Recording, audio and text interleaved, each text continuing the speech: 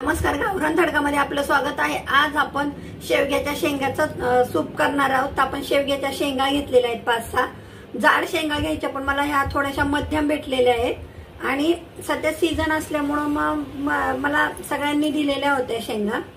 आता ह्या शेंगा घेतल्यात 5-6 आणि शेवग्याचा पाला घेतलेला आहे। आपण आता हे स्वच्छ धुवून आपण पाला आणि शेंगा धुवून घेतलेला आहे। ह्याच्यात थोडंसं पाणी टाकून आपण 2-3 शिट्ट्या करून घेऊ। शेवग्याच्या सूपसाठी टोमॅटो, कांदा, कढीपत्ता, हिरवी मिरची, लसूण आणि कोथिंबीर आपण आता कुकरमध्ये फोडणी देऊ। सर्व आपण आता कुकरमध्ये टाकून घेऊ।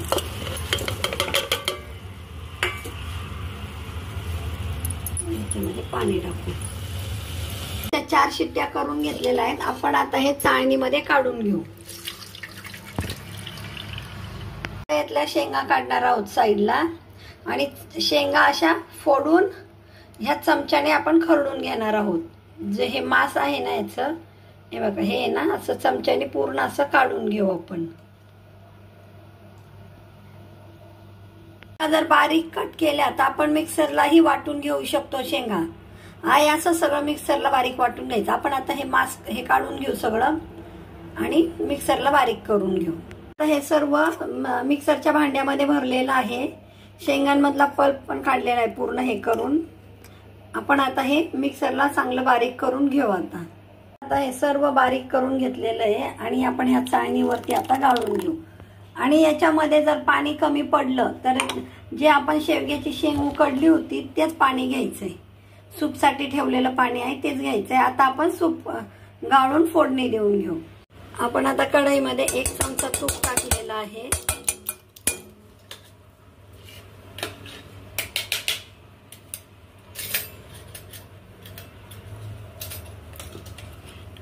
आणि जे आपण शेवग्याचं सूप केलं होतं ते त्याच्यामध्ये टाकणार आहोत।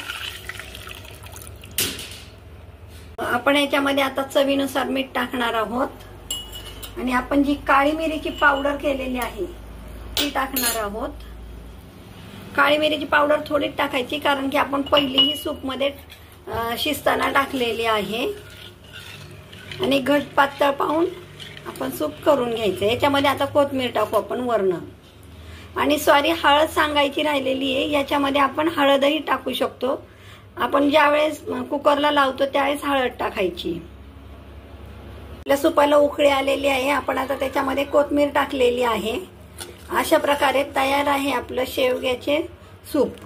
अशा प्रकारे तयार आहे आपलं शेवग्याचं हेल्दी सूप।